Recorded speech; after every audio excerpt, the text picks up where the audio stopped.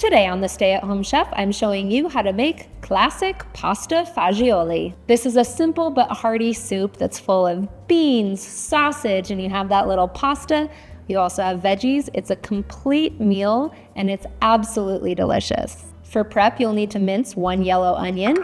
You'll want to dice some celery ribs, 4, into very small pieces. And then you want to do the same with 4 medium carrots. You'll also need to drain and rinse 1 15-ounce can of cannellini beans and 15 ounces of kidney beans. And you'll want to give them a good rinse to get off all of that thick bean juice. Get all of the rest of your ingredients so that everything is in place, and then let's head over to the stove and get started. Add 1 pound of ground Italian sausage to a 5 to 6 quart pot on the stove over medium-high heat. You can use a sweet Italian sausage for this, plain if they've got it, or you can even add spicy sausage, which is what I'm doing today because my family always likes a little bit of heat. Break it up with a spoon and let it cook for about 5 minutes until it's browned.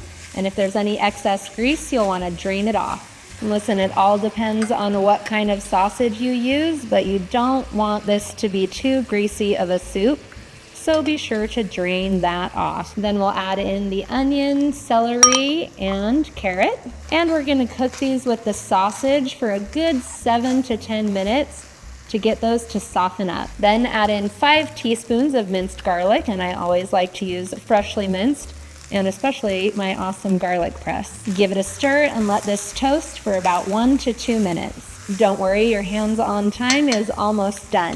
Next, we're gonna pour in 4 cups of beef broth and 2 15-ounce cans of diced tomatoes. I like to use fire-roasted diced tomatoes. And make sure you leave that can undrained so you get the juices in there. Add in your beans and season with 1 teaspoon of salt, half a teaspoon of black pepper, and half a teaspoon of dried thyme. Crank the heat up to high and bring this to a boil, and then we can add in 1.5 cups of ditalini pasta. Give it a stir and let this cook until the pasta is tender, which will take about 7 to 10 minutes. Once your pasta has reached al dente, you are ready to eat.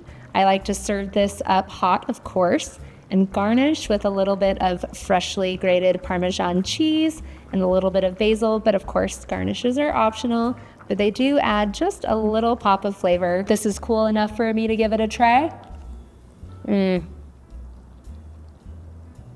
comfort food in a bowl, and I love those little pieces of pasta.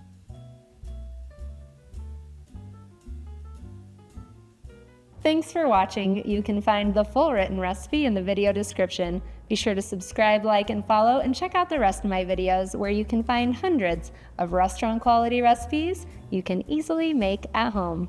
We'll see you later.